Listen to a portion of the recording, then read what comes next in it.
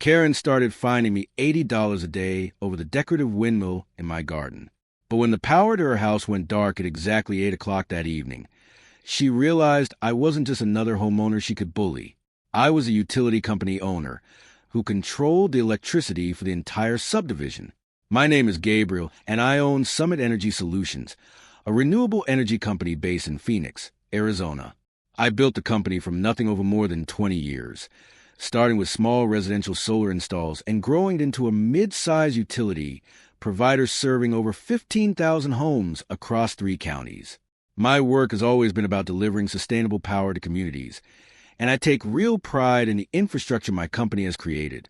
What Karen didn't know when she targeted my garden windmill was that she was picking a fight with a man who literally decided whether her light stayed on. I live in Desert Ridge Estates, a newer subdivision built in 2018 on the north side of Phoenix. The homes are modern, energy efficient, and the entire neighborhood is powered by a private microgrid system that my company designed, built, and operates. When the developer constructed Desert Ridge, they contracted with Summit Energy to provide exclusive electricity service through a combination of solar arrays and large-scale battery storage. Every single home in the subdivision receives power from my infrastructure, including Karen's. The HOA itself is legitimate and normally handles landscaping, pool maintenance, and common area upkeep. For 3 years, everything ran smoothly. Then Karen bought a house 4 streets away from mine and immediately ran for the board. She had perfectly styled golden blonde hair and dressed like she was running a corporate empire instead of a neighborhood HOA. She won the election easily because most residents didn't bother to vote, and within 2 months, she was president. Within 4 months, she had launched a campaign to control every visible detail of the neighborhood. Her obsession became anything she personally considered unattractive. My property caught her attention because of my garden windmill. I have a decorative windmill in my backyard that stands about 8 feet tall. It's made of copper and wood, designed to resemble a traditional Dutch windmill. It doesn't generate power. It's purely ornamental. My late father built it for me 15 years ago when I first started my energy company. It carries deep sentimental value, and I brought it with me when I moved to Desert Ridge. The windmill sits in my garden, surrounded by native desert plants, and is entirely within my property lines. You can barely see it from the street, but Karen saw it, and that was enough. The first notice appeared on my door on a Tuesday morning. Your decorative windmill violates community aesthetic standards.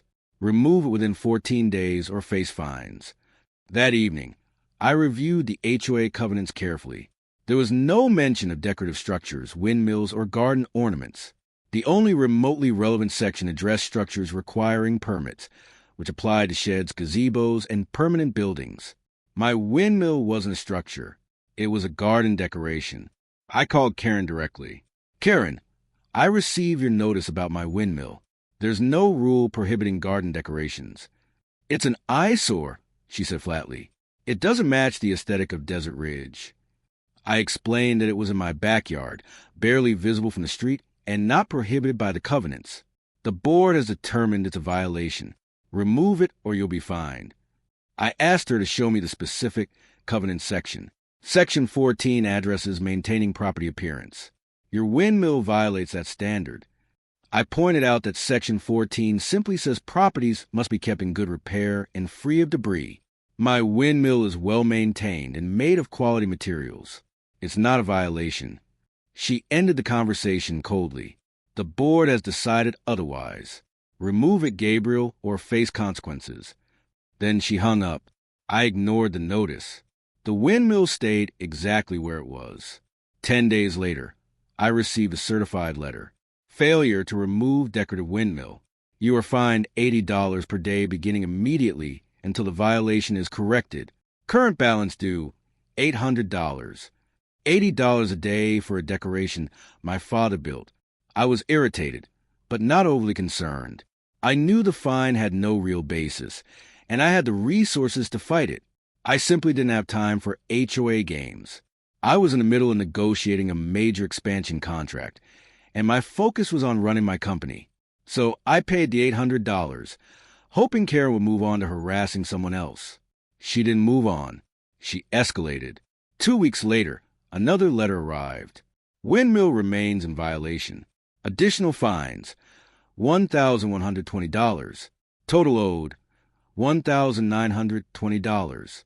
Remove Windmill immediately, or the HOA will remove it for you. That's when I called my attorney, Monica, a sharp property law specialist. I explained everything and sent her copies of notices. After reviewing them, she said, "This is harassment. The covenant section she's citing doesn't apply to garden decorations. We can fight this and win, but it'll take time and cost more in legal fees and the fines." So she just gets away with it? I asked. "Not necessarily," Monica replied. "I'll send a cease and desist letter. Sometimes that's enough to make HOA presidents back down." She sent the letter. Karen responded by doubling the fines. The next notice claimed I now owed $3,000 and warned that if I didn't pay within 7 days, the HOA would take enforcement action, including removing the structure and pursuing legal claims against my property. That evening, I sat in my home office staring at the stack of notices. My father's windmill, the thing he'd spent weeks building for me, the symbol of why I started my company, was being used as leverage by someone inventing rules to satisfy her own ego. That's when I remembered something.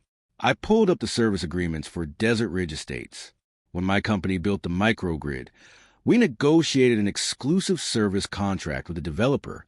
Every home in Desert Ridge is powered by Summit Energy infrastructure, with individual homeowners signing service agreements as a condition of purchase. I searched Karen's address and opened her service contract. Like everyone else in the neighborhood, like everyone else in Desert Ridge, Karen was a customer of Summit Energy Solutions. Her electricity flowed directly from my solar arrays and battery storage systems. Her air conditioning, her lights, her appliances, every bit of it was powered by infrastructure I owned. Period. I smiled when the realization settled in. The next morning, I called Karen. "I received your latest notice. $3,000 is a lot of money for a fine with no legal basis." "Then remove the windmill and the fine stop," she replied sharply. Or, I said evenly, "I could take a different approach." "Tell me, Karen, do you know who supplies your electricity?" There was a brief pause. "What does that have to do with anything?" she asked. "Everything." I replied, "You are a customer of Summit Energy Solutions. That is my company. I own the microgrid that powers your home." There was another pause, longer this time. "So what?" she finally said. "So if you continue harassing me with fraudulent fines," I continued, "I will exercise my rights under your service agreement. Section 12 allows service disconnection in cases of customer misconduct or threats against company property. Your threats to remove my windmill, which represent my company, qualify. You can't cut off my power over an HOA dispute." Karen snapped, but the confidence was gone from her voice. "Actually, I can. Your service contract is separate from your property ownership. If you breach its terms, I have the right to discontinue service. I suggest you read Section 12 carefully." Then I hung up. That evening, at exactly 8 o'clock, I sent Karen a text message. "Your fraudulent fines and threats constitute customer misconduct under our service agreement. Effective immediately, your electrical service is suspended pending resolution of this matter." Then I remotely disabled the connection between her home and the microgrid. Her lights went out. My phone rang 30 seconds later. It was Karen. Furious. "You cannot do this. Turn my power back on right now. Remove the fines and stop targeting my windmill, and we can discuss restoring your service. This is illegal. I will sue you." "Feel free," I replied. "You will lose. Your contract gives me broad discretion to manage customer relationships, and threatening company property is explicitly listed as grounds for disconnection. I'll see you in court if necessary, but your lights stay off until this is resolved." She hung up. 10 minutes later, she called back, calmer this time. "What do you want?" "I want you to rescind all fines related to my windmill. I want a written acknowledgement that it does not violate any HOA covenant, and I want you to stop harassing me. And if I do that, you'll turn my power back on immediately?" There was a long silence. "Fine," she said. "I'll send the paperwork tomorrow." "Tonight," I corrected. "Email it to me within the next hour, or you'll be sitting in the dark all night." 45 minutes later, I received an email from Karen containing a formal letter rescinding all fines and acknowledging that my windmill was not a violation. The letter was short and clearly written through clenched teeth, but it was legally binding. I restored her power at 9:30. I thought that would be the end of it. I was wrong. 2 days later, Karen sent violation notices to 3 other homeowners in Desert Ridge, who all happened to be my customers. One was fined for a basketball hoop, another for a garden sculpture, and the third for a decorative flag. All 3 called me because they knew I owned Summit Energy. That's when I realized Karen was retaliating by targeting my customers. So I called for an emergency HOA meeting. I emailed every resident in Desert Ridge, all 360 homes, explaining exactly what Karen had been doing. I attached copies of her fraudulent fines, her threats, and her clear pattern of harassment. I also disclosed that I owned the utility company serving the neighborhood and warned that her retaliation could affect power liability if she continued targeting my customers. The meeting was held on a Thursday evening. More than 200 residents showed up. Karen sat at the front table with the other 3 board members, Eric, Vanessa, and Keith. All 3 looked deeply uncomfortable when I stood to speak. For those who don't know me, my name is Gabriel Moreno. I own Summit Energy Solutions, the company that supplies electricity to every home in this subdivision. I've lived here for 3 years without incident until Karen began targeting my property with fraudulent fines. When I pushed back, she retaliated by targeting other homeowners who are also my customers. I walked to the front and placed a folder on the table. These are documented violations Karen has issued over the past 4 months. 70% of them cite covenant sections that do not apply to the alleged violations. She is inventing rules to harass residents. Eric opened the folder and started reading. His face drained of color. "This is insane," he said.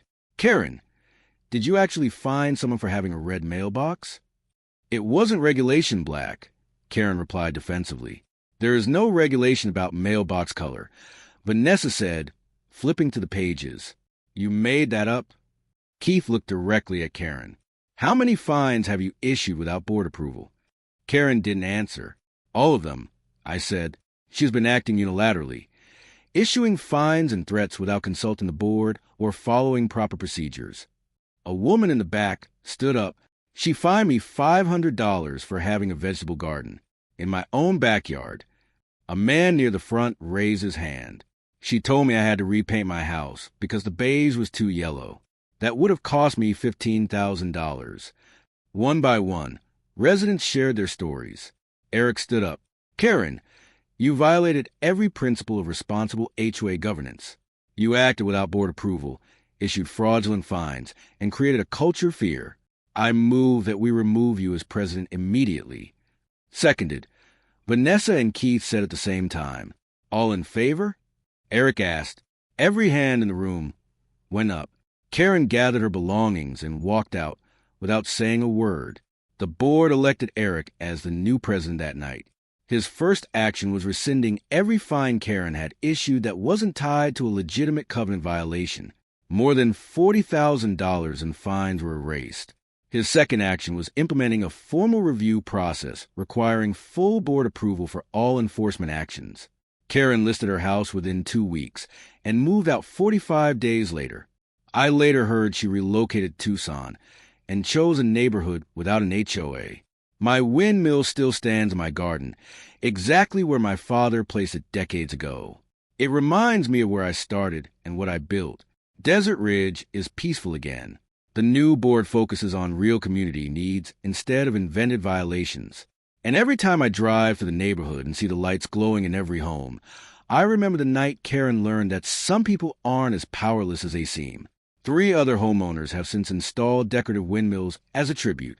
We call ourselves the Windmill Club, and we meet once a month for coffee. If you've ever been targeted by an HOA president abusing their authority, share your story below. Send us anyone who needs a reminder that bullies depend on their victims lacking leverage, and sometimes you have far more power than they expect. Subscribe for more stories about people who thought they had all the authority until they met someone who actually did. Sometimes, the decorations in your garden are worth fighting for, especially when your father built them with his own hands.